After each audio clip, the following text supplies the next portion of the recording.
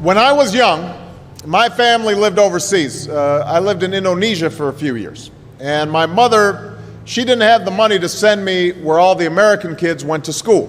But she thought it was important for me to keep up with an American education. So she decided to teach me extra lessons herself, Monday through Friday. But because she had to go to work, the only time she could do it was at 4:30 in the morning. But whenever I'd complain, my mother would just give me one of those looks and she'd say, "This is no picnic for me either, Buster." So I know that some of you are still adjusting to being back at school, but I'm here today because I have something important to discuss with you.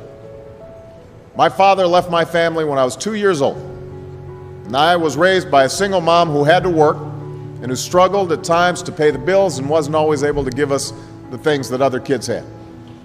There were times when I missed having a father in my life. There were times when I was lonely and I felt like I didn't fit in. So I wasn't always as focused as I should have been on school. And I did some things that I'm not proud of. And I got in more trouble than I should have. And my life could have easily taken a turn for the worse.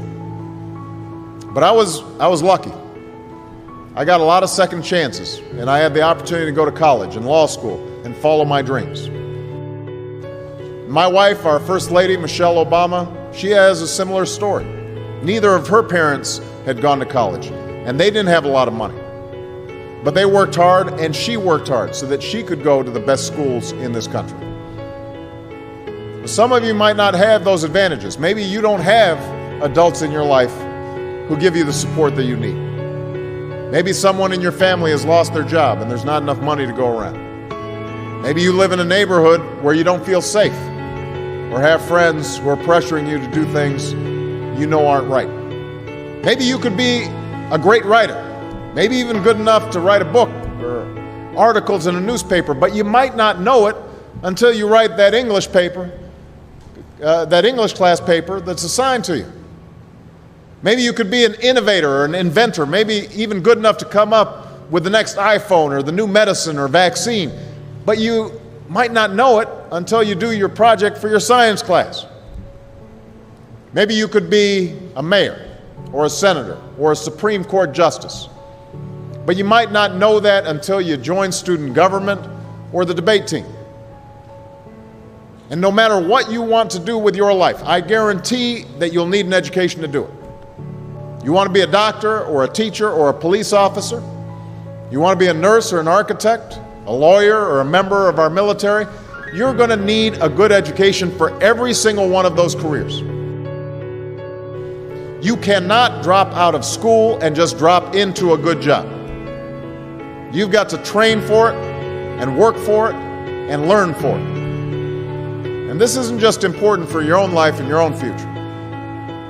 What you make of your education will decide nothing less than the future of this country.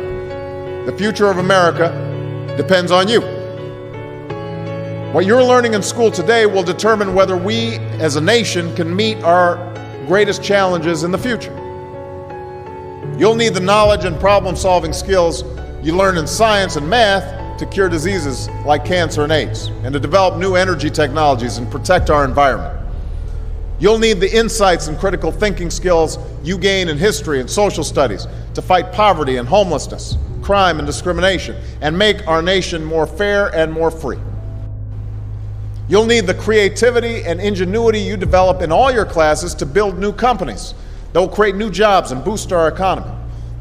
We need every single one of you to develop your talents and your skills and your intellect so you can help us old folks solve our most difficult problems. If you don't do that, if you quit on school, you're not just quitting on yourself, you're quitting on your country. Now, I know it's not always easy to do well in school. I know a lot of you have challenges in your lives right now that can make it hard to focus on your schoolwork. I get it. I know what it's like. But at the end of the day, the circumstances of your life, what you look like, where you come from, how much money you have, what you've got going on at home, none of that is an excuse for neglecting your homework or having a bad attitude in school. That's no excuse for talking back to your teacher or cutting class or dropping out of school. There is no excuse for not trying. Where you are right now doesn't have to determine where you'll end up. No one's written your destiny for you. Because here in America, you write your own destiny. You make your own future. That's what young people like you are doing every day all across America.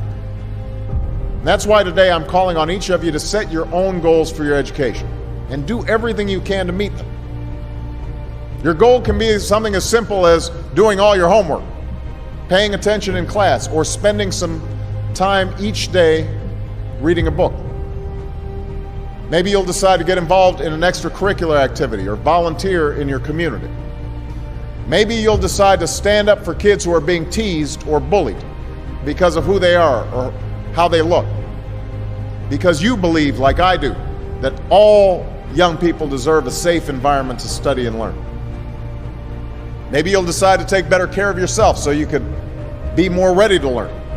But whatever you resolve to do, I want you to commit to it. I want you to really work at it. I know that sometimes you get that sense from TV that you can be rich and successful without any hard work. That your ticket to success is through rapping or basketball or being a reality TV star. Chances are you're not going to be any of those things. The truth is, being successful is hard. You won't love every subject that you study. You won't click with every teacher that you have. Not every homework assignment will seem completely relevant to your life right at this minute.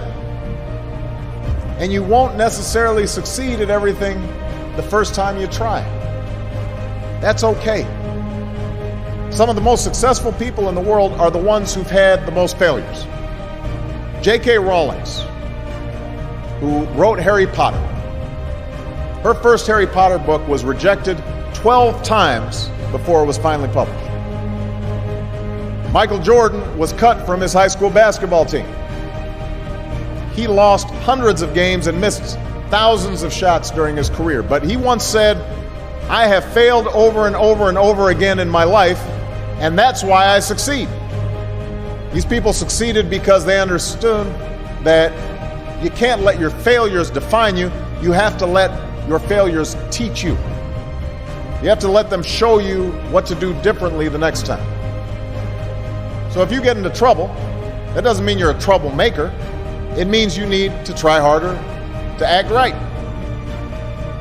If you get a bad grade, that doesn't mean you're stupid. It just means you need to spend more time studying. No one's born being good at all things. You become good at things through hard work. You're not a varsity athlete the first time you play a new sport. You don't hit every note the first time you sing a song. You've got to practice. The same principle applies to your schoolwork. You might have to do a math problem a few times before you get it right. You might have to read something a few times before you understand it. You definitely have to do a few drafts of a paper before it's good enough to hand in. Don't be afraid to ask questions. Don't be afraid to ask for help when you need it. I do that every day. Asking for help isn't a sign of weakness, it's a sign of strength. Because it shows you have the courage to admit when you don't know something, and that then allows you to learn something new. So find an adult that you trust, a parent, a grandparent, or a teacher, a coach, or a counselor, and ask them to help you stay on track to meet your goals. And even when you're struggling, even when you're discouraged, and you feel like other people have given up on you, don't ever give up on yourself. Because when you give up on yourself, you give up on your country. The story of America isn't about people who quit when things got tough. It's about people who kept going, who tried harder, who loved their country too much to do anything less than their best. It's the story of students who sat where you sit 250 years ago and went on to wage a revolution, and they founded this nation. Young people. Students who sat where you sit 75 years ago, who overcame a depression and won a world war, who fought for civil rights and put a man on the moon. Students who sat where you sit 20 years ago, who founded Google and Twitter and Facebook and changed the way we communicate with each other. So today, I want to ask all of you, what's your contribution going to be? What problems are you going to solve? What discoveries will you make?